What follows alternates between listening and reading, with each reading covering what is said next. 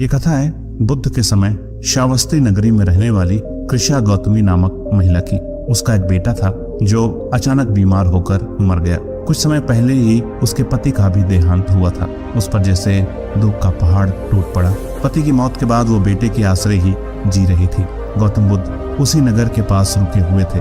लोगों ने महिला को समझाया, रो मत, इतना दुखी मत हो, तुम बच्चे को बुद्ध के पास क्यों नहीं ले जाती, वो बहुत दयालु है, इसे फिर से जीवित कर देंगे। महिला बच्चे के शव के साथ भागी भागी पहुंची बुद्ध के पास। बुद्ध ने महिला की ओर देखा। उन्होंने उसे बच्चे को अपने सामने ही लिटाने को कहा। बुद्ध बोले, हाँ, मैं इसे जीवित कर दूंगा, लेकिन तुम्हें एक शर्त पूरी करनी होगी। महिला बोली, बच्चे के लिए मैं अपनी जान भी देने को तैयार हूँ। बुद्ध बोले, ये एक छोटी सी शर्त है, मैं कभी बड़ी मांग नहीं करता। तुम बस बगल के गांव में जाओ और कहीं से सरसों के दाने ले आओ।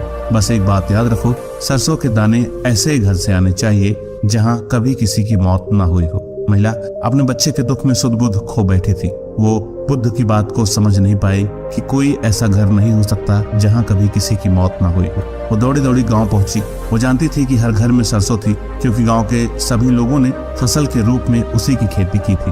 उसने कई द्वार खटखटाए। लोगों ने उसकी कहानी सुनकर कहा, बस सरसों के कुछ दाने, हम बैलगाड़ी भरकर सरसों दे सकते हैं, लेकिन तुम्हारी शर्त पूरी नहीं हो सकती। हमारे घर में कई लोगों की मौत हुई है, हमारे सरसों के दाने तुम्हारे किसी काम के नहीं।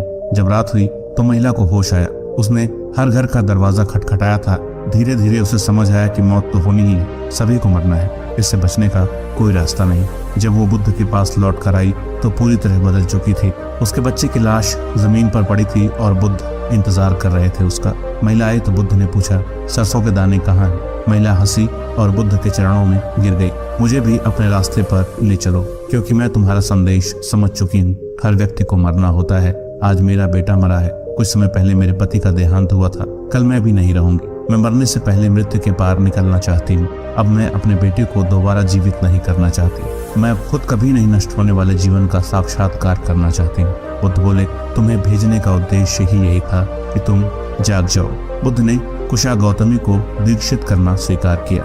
बुद्ध और गौतमी की कथा हमें अपनी मृत्यु को याद करने का मौका देती है। वो हमें याद दिलाती है कि हम भी इस पृथ्वी पर हमेशा के लिए जीवित नहीं रहने वाले। ये जो चारों ओर प्रकृति की सुंदर छटा बिखरी हुई है, पक्षियों का संगीत फैला हुआ है, सूर्योदय और सूर्यास्त के रंग देखने को मिलते हैं, ये जो रिश्तों का प्रेम है, माँ के प्यार की खुशबू, बच्चों का स्नेह, दोस्तों की यारी, ये सब एक दिन खोने वाला है। इसलिए क्या अच्छा न होगा कि हम अपने जीवन के हर पल को जागते हुए जिए, सब कुछ महसूस करते हुए जिए, बेहोशी में जीवन न गुजार दें। अपने अभिमान, अहंकार, पद, पैसे और ताकत की दौड़ में ही ना रहें। प्रेम, दया, करुणा से भरकर हर पल को पूरी गहराई में जीते हुए इस कीमती जीवन को गुजारें।